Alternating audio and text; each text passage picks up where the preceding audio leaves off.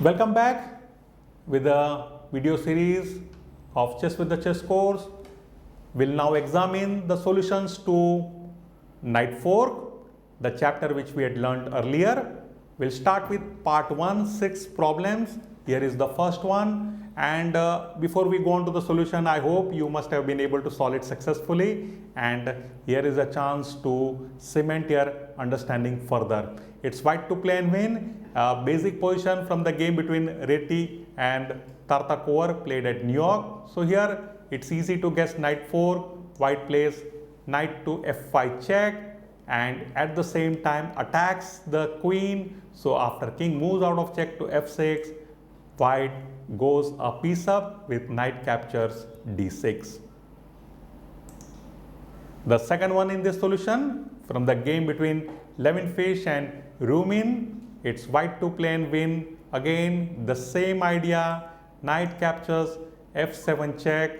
At the same time we see queen being attacked, king gets out of check by moving to G8, and white is able to win back the material he had sacrificed. Knight into D6, like leaves him with extra pawns. The third in part 1, and it is black to play. This position is from the game between Kefleger and Wirtensen. Black here played knight F3, and what do we see? A check to the king, at the same time an attack on the queen on D2. And now here white needs to take a decision where to move his king. He cannot come in line of the queen on B7. You can see that queen is like exerting pressure here on H1 and G2. So, like a safe square is king to F2. I would suggest that you take a decision like where to move pieces. Like you have to find the right candidate moves. You have to put up best defense. Even if you are losing, do not give up. Give a good fight. You never know, like when the opponent will go wrong, and you will be able to sometime draw the position which you feel is you are losing, or sometimes you can even win a position if your opponent is not able to find his way correctly. So here in this position king F2, but here now black wins the queen, leading to an easy win. The next one in this position, it's white to black to play here. So the winning move, the knight fork, comes from, in this position, from knight F2 check. And what do we see?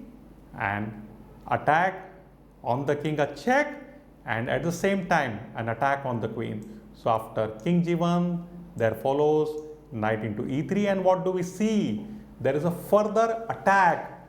Knight at the same time now attacks rook on E1, bishop on C1, and pawn on F4, and of course pawn on B2 if at all the bishop moves away. So it's like an easy win. We also see that black has 2 rooks and a knight as compared to 1 rook and 2 minor pieces. That means his exchange up, and after further exchanges he will be able to simplify to a 1 ending.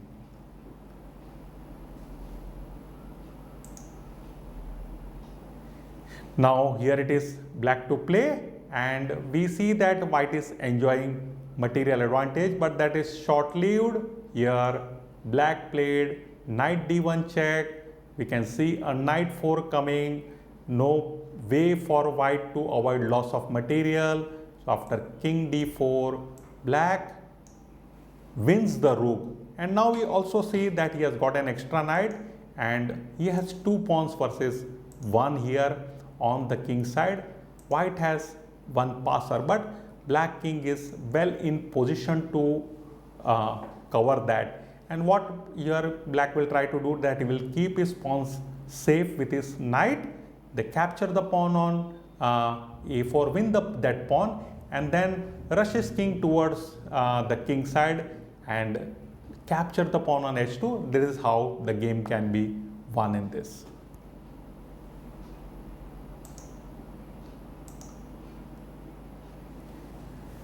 We conclude our part 1 from the game between Shigoring and Janowski. It is white to play and win. Here now black had put up his queen on f6 for an exchange with queen on c3 so that he could realize his extra material, but here white simply brought about a knight 4 with knight h5 check, and after king gets out of check, he can win the queen in a variety of way. He can simply play knight into f6 leading to an easy win, but like he can also try in this position queen into f6 check offering his knight free, but it leads to mate. So for example, after king into h5, white can play queen into f5 check, king h6, then comes queen f6 check, king h5 and g4 check and mate. I hope you must have been able to solve this part 1 successfully. Idea is now to solve additional 20 problems. Go to level 3 book, wherein in the workbook I have given 20 more problems on knight fork to solve. You can solve that so that you will be able to see more in a position, will be able to find out how this tactic pattern recurs in a position. So we stop here for now. I'll be coming back with part 2 of the solutions on the knight fork. Till then, bye for now.